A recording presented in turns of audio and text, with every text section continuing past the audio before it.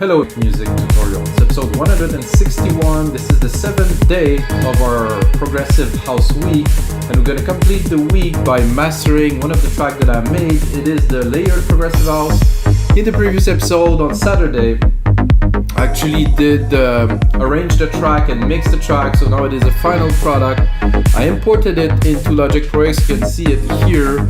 And I can see right away that the mix is quite clean. There's not much bump, it's pretty even. It's gonna be a nice mastering session, guys. A little bit more about those sessions. I already made 160 other episodes that you should check, guys. And if you get a second, smash that like button. It's gonna help other people to see those shows that I believe are pretty interesting for any producers, from really beginner to advanced. You know, there's always something to learn in music production.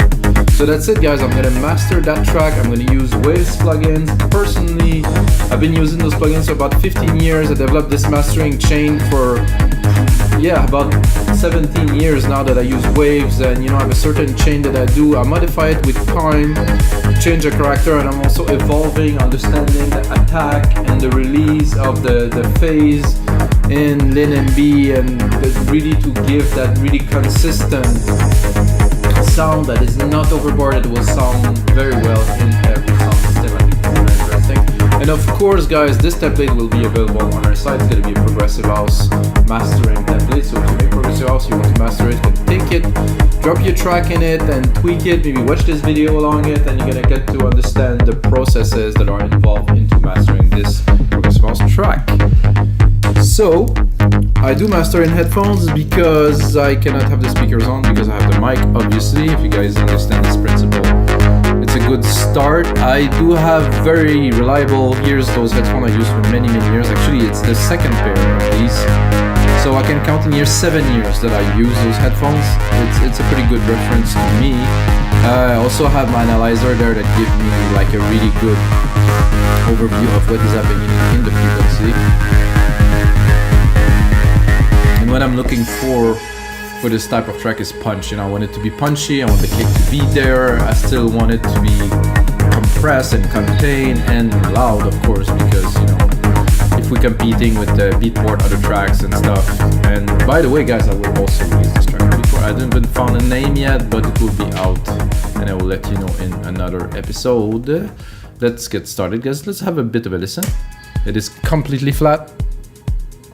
Absolutely no compression on the out. I keep them super clean. You can see the loudness here. I have a lot of headroom.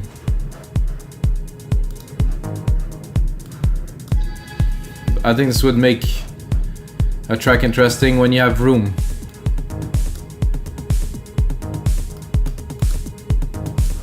Very good. It definitely needs some mastering. I like that it's open, that the drums are really present and powerful, so we're gonna have room to play with here. While compressing them and containing them, we're still gonna keep this punch. Let's just go to the bass. There's a good amount of air in it, it's clean.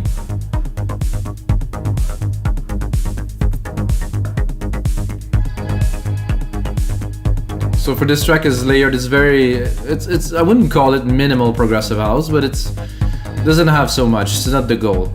The goal is the groove, which is this bass and those stab elements at the top, plus the other harmonics that are moving together.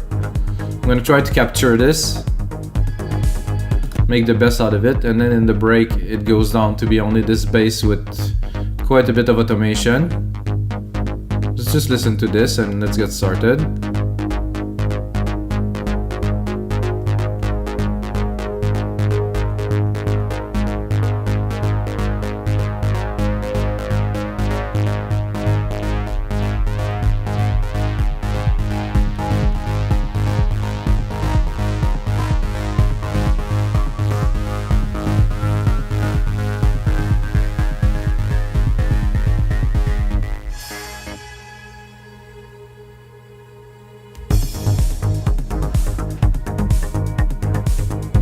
Coming back nicely after the break. This is nice. Okay, so first I'm gonna go into this, which is just a summing EQ, so I'm putting it on to literally raise the volume of the track because I have a lot of headroom, I want to make sure there's no peaks. So if I have some peaks, I can do auto trim here.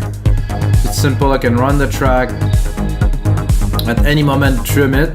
So I have as much loudness as I can going into the first phase, which is this, which is a very, very nice EQ for mastering. So the first thing that I do is I give it a bit of warm here with this EQ. It has this character.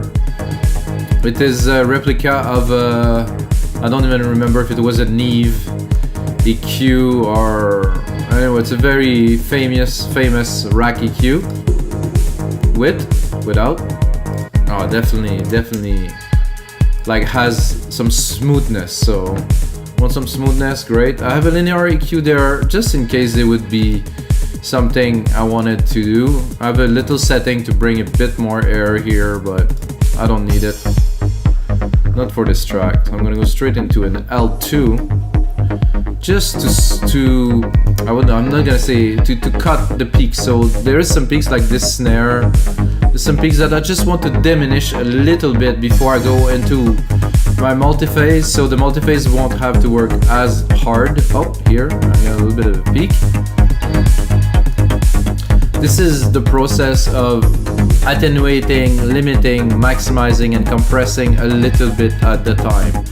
Never, for my personal rule is 3 dB at the most, and even at 3, I'm a little bit, you know.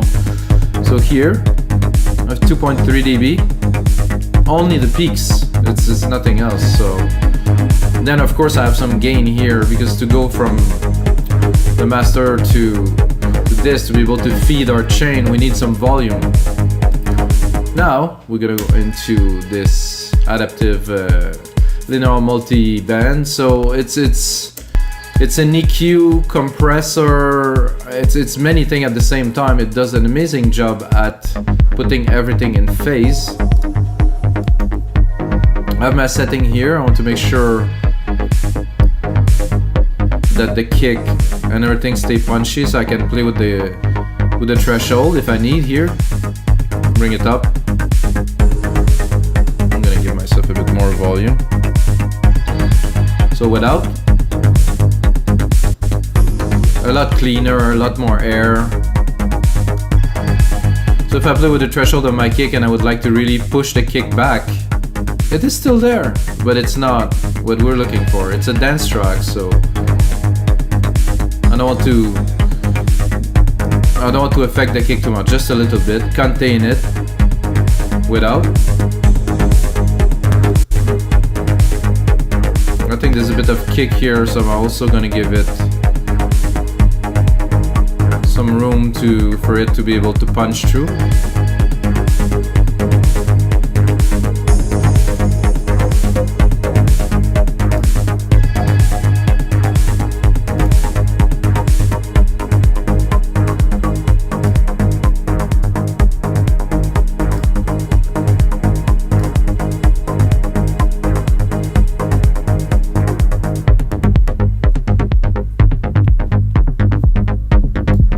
Dirty, that bass, I like it.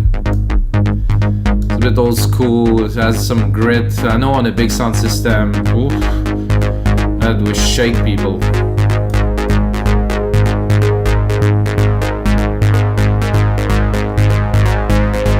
Only here.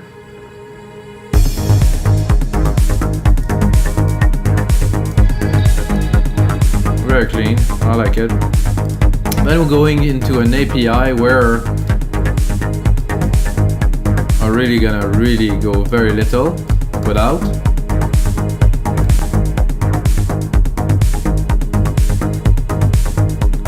Just want a little bit of compression, just a tiny bit, a bit of character of this too. Then I have another console EQ which I don't think I will use, but I'll turn it on for fun. This is if I really wanted to push the track. I mean, it might sound better, you're like, ooh, this is bright and this and that. Sorry guys, we're doing mastering. We're not overblowing the track so everybody's impressed in the room. We want the room to be contained, to be clean, to be able to play on any sound system, including mono. That is a very interesting and important plugin. So without. So here I'm adding quite a few dB to the side, so we have much more dimension and width to the track, while we still maintain the low in the middle. Without. It's a bit fad, width. Definitely added some extra dimension. And after I do this, right away I have a crammer tape, which I will not use. And then I compress it after this phase of... and I like to change this compressor to auto, so it reacts a little bit better to the program. Again, 2 dB without. See, to me it's a bit vague, while if I put it on, it's glued. It's really is one track. All the elements just kind of squeeze together.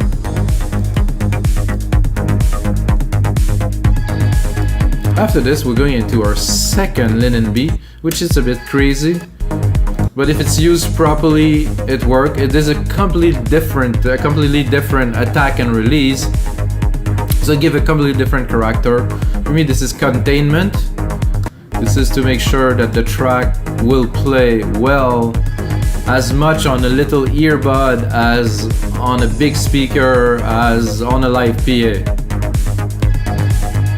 Oops.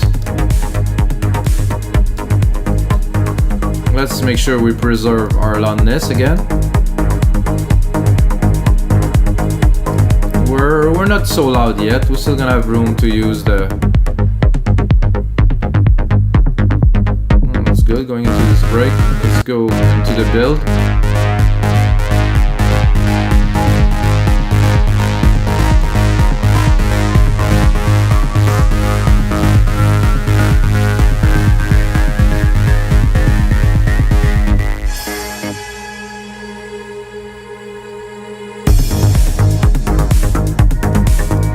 Coming out very strong, coming back in.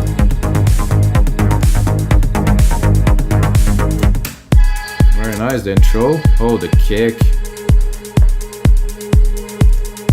Without? Nah, much more focus. This is what's up. We still have some room here. Gonna go into the very final stage of this mastering chain, guys. Right here. L316, put it up like this, put it minus 0.2 because this is where we want it to be at the end, and then actually no, I put this one at 0, turn it on, doesn't affect the sound just yet, and then bring it down until you have signal loss. At least waves say this, so I already heard it in the low end. So, and what do I want? I want maybe 4 dB, not much more. So let's bring it up, guys. Oh, sorry, I've done the wrong move. 3.8 here, and then out ceiling here. So we're on. So I think we're still in the safe zone for iTunes, mastered for iTunes. Minus 12 here. I think it's gonna go up a little bit more here. Minus 9, still good. It's not overly super extra loud. We could bring it down a little bit. Down that mean up, because the more we affect it, and you can look at it, it doesn't do so much work at all, which is great. That means that the track was well produced, was well put together, there's nothing exceeding the frequency.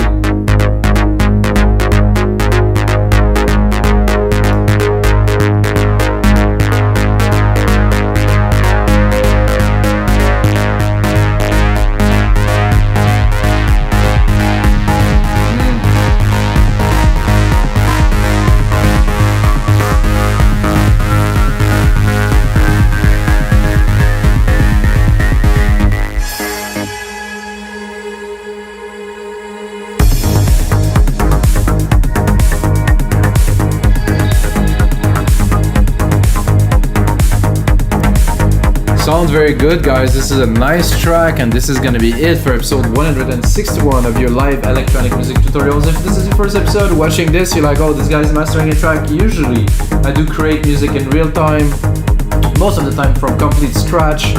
So this is just a continuity. This is day 7 of our progressive week. So I think the first progressive week was a success. So next week I will continue with another week. But the most important thing, guys, is may the sounds be with you.